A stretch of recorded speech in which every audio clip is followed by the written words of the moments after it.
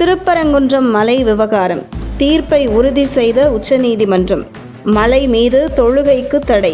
இந்து அமைப்பைச் சேர்ந்தவர்கள் உயர்நீதிமன்றத்தில் மனு தாக்கல் செய்திருந்தனர்.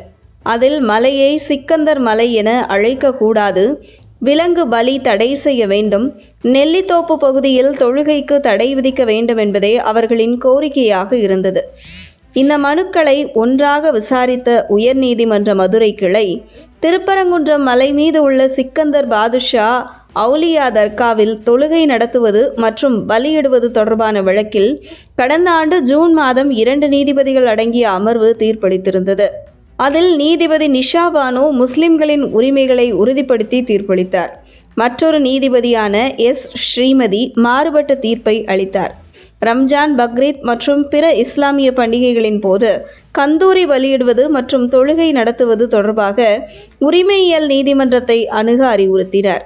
மேலும் தர்காவில் தொழுகை நடத்துவது சமீபத்தில் தோன்றியது என்று கூறிய அவர், தொழுகைக்காக அதிக எண்ணிக்கையில் மக்கள் கூடுவது காசி விஸ்வநாதர் கோவிலுக்கு செல்லும் பாதையை தடுக்கும் என்றும், அது அருள்மிகு சுப்பிரமணிய சுவாமி ஆலயத்தின் மற்ற பகுதிகளை ஆக்கிரமிக்கும் என்றும் கூறினார். இரு நீதிபதிகளும் இருவேறு தீர்ப்புகளை அளித்ததை அடுத்து சென்னை உயர்நீதிமன்ற தலைமை நீதிபதி இறுதி தீர்ப்புக்காக இந்த வழக்கை 3வது நீதிபதிக்கு அனுப்பினார்.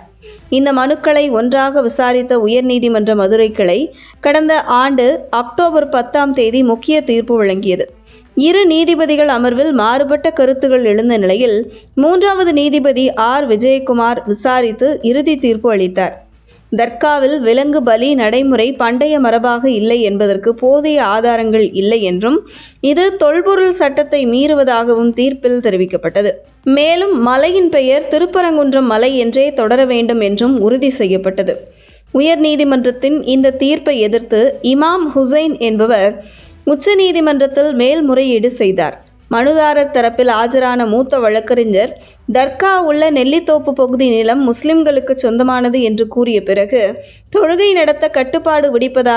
தொழுகை நடத்துவதால் அந்த பகுதியில் சட்டம் ஒழுங்கு பிரச்சனை வந்தது கிடையாது என்று வாதிட்டார். அப்போது நீதிபதி அரவிந்த்குமார், சட்டம் ஒழுங்கு பிரச்சனை இருந்திருக்கவில்லை என்றால் அமைதி குழு கூட்டம் நடந்திருக்காது என்றும், உயர்நீதிமன்ற உத்தரவு சமநிலையான உத்தரவாக தெரிகிறது என்றும் கூறினார். மற்றொரு நீதிபதியான பி வரலே அதை ஒப்புக்கொண்டார். இதையடுத்து, இந்த உத்தரவில் நாங்கள் தலையிட விரும்பவில்லை, உயர்நீதிமன்ற உத்தரவு உறுதி செய்யப்படுகிறது என நீதிபதிகள் தீர்ப்பளித்தனர். இந்த நிலையில் ரம்ஜான் மற்றும் பக்ரீத் ஆகிய 2 நாட்களில் மட்டுமே தொழுகை நடத்த அனுமதி அளிக்க முடியும், விலங்குகளை பலியிட அனுமதிக்க முடியாது என்ற உத்தரவினை உறுதி செய்துள்ளது. சிக்கந்தர் தர்காவில் வருடத்திற்கு 2 முறைதான் நமாஸ் செய்யணும், விலங்குகளை பலி கொடுக்க கூடாது என்பது உச்சநீதிமன்றத்தின் தீர்ப்பு மூலம் உறுதி செய்யப்பட்டுள்ளது.